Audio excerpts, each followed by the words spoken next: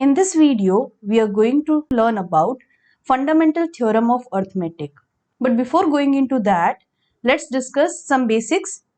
So what is a prime number? A natural number that can be divided exactly only by 1 and itself, which basically means that a prime number will have only two factors, 1 and the number itself. What are the examples of prime numbers? They are 2, 3, 5 and 7. The reason is 2 has only two factors, that is 1 and 2 itself. Same way 3 has only two factors, that is 1 and 3 itself. Same way 5 has only two factors, that is 1 and 5 itself. Similarly 7 has only two factors, that is 1 and 7 itself.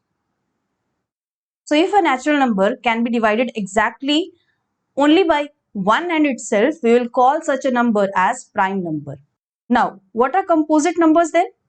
So, a natural number that has more than two factors, it will be called as composite number. For example, 4, 6, 8, 9, etc. So, we can see that 4 has more than two factors. What all are they? 1, 2 and 4 itself. So here you could observe that 4 has three factors, 1, 2 and 4. Now let's look at 6. So 6 has 1, 2, 3 and 6 as its factors. So there are 4 factors of 6 that we can observe, right? Similarly, what about 8? So 8 has 1, 2, 4 and 8. These are the 4 factors of 8. Talking about 9, so 9 has 1, 3 and 9. These are the 3 factors of 9. So what did we observe? A natural number that has more than 2 factors, that will be considered as a composite number. Now, what about 1 then? Is it a prime number or a composite number? So, please make a note of it. 1 is neither prime nor composite.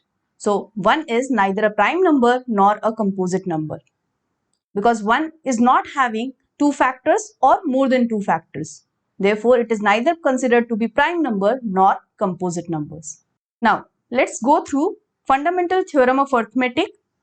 So, its statement is every composite number can be expressed or factorized as a product of primes. Here, primes indicates prime numbers. And this factorization is unique. This factorization is unique, apart from the order in which the prime factors occur. So simply, if you have a composite number, you can write it down in the form of prime factors, and this prime factorization will always be unique no matter what is the order of those prime factors. Now, the prime factorization of a natural number is unique except for the order of its factors. This is the other statement. You can write it down in place of the above statement. So, it is also fundamental theorem of arithmetic.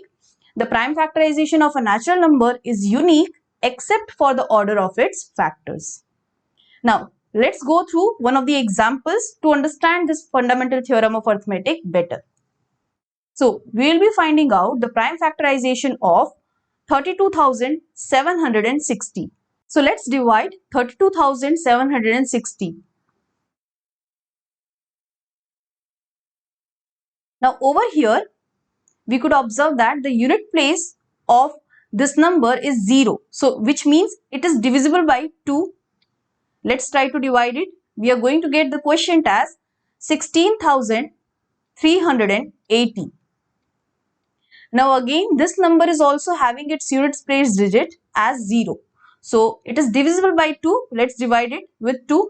We are going to get 8,190.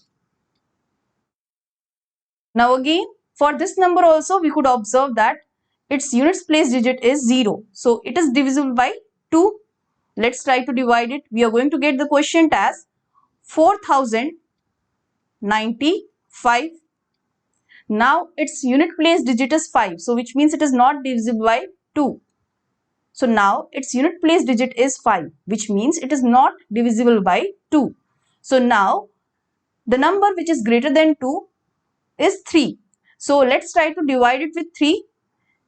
We will see that on division with 3 of this number, we are going to obtain the quotient as 1365. Again, the unit place of this number is 5. So let's try to divide it with 3 to check whether it will be divisible by 3 or not. If we will try to divide it with 3, we are going to obtain 455 as the quotient, leaving no remainder. Now observe that this number is neither divisible by 2 nor divisible by 3.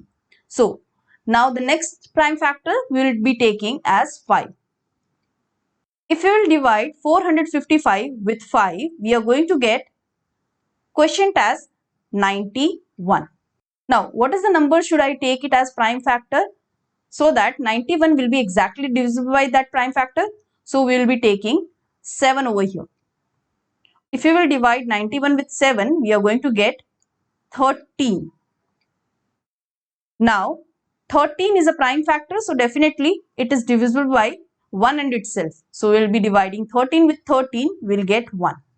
So this is the entire prime factorization of 32,760. Now let's write it down. So it will be written as 32,760 is equals to the product of all the prime factors, 2 into 2 into 2 into 3 into 3 into 5 into 7 into 13, which can be written as 2 cube into 3 square into 5 into 7 into 13. So once we have decided that the order will be ascending, then the way the number is factorized is unique. You can observe that when we were doing the prime factorization of this number, we decided that we will go in an ascending order of prime factors, right? So therefore, we obtained a unique prime factorization.